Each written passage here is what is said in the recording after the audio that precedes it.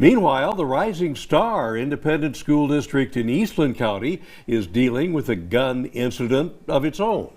Happening at Rising Star Elementary School 3 weeks ago, and it seems that the timing of the release of information is of major concern for parents there. Even law enforcement had not been notified of the gun found on the campus. Today, KTAB's Noah McKinney speaking with the father of the third grader who identified the gun, and that is tonight's KTAB News Update. I'm from Uvalde. Be put in my shoes. 3 minutes for that guy to kill all those people in just 3 minutes. You know, and that gun was left unattended for 15 minutes. Rising Star father Giovanni Mata is a proud gun owner, but a text from his wife regarding an incident with a firearm at their son Layton's school sent chills down his spine. The superintendent had left his gun in the bathroom because he always has it on him, on his hip, and Layton and another kid had found it. A third grade boy finding the gun unattended in the bathroom and telling a teacher. So the teacher asked my son, "Can you go see if it's a real gun?" You know, why would you send a kid?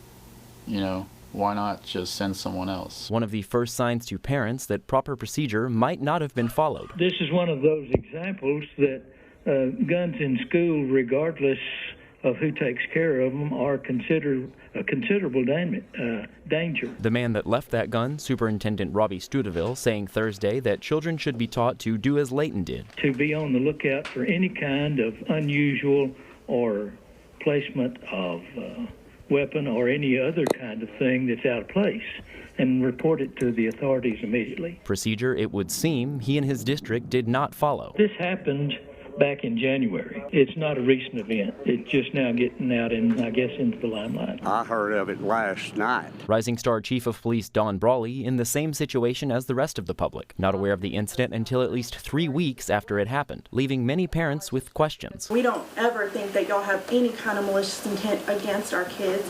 It's just to be left in the dark and find out something so much later. Nearly 30 parents showing up to the school board's emergency meeting Thursday to voice those concerns. Why we as parents had to find out about it through the news.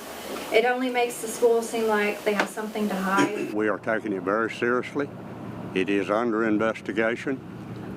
When that investigation is concluded, the information and the facts and not rumors will be turned over to the district attorney's office. And while some feel the issue is being overemphasized, I think it's a mistake, and I think that you pointing fingers at him for doing something like this is wrong. Others feel a mistake like this shouldn't go without repercussion. If this was your kid in that situation, I'm sure you would have acted completely different. You can't say that was a mistake for leaving my gun there. You can't mistake a life.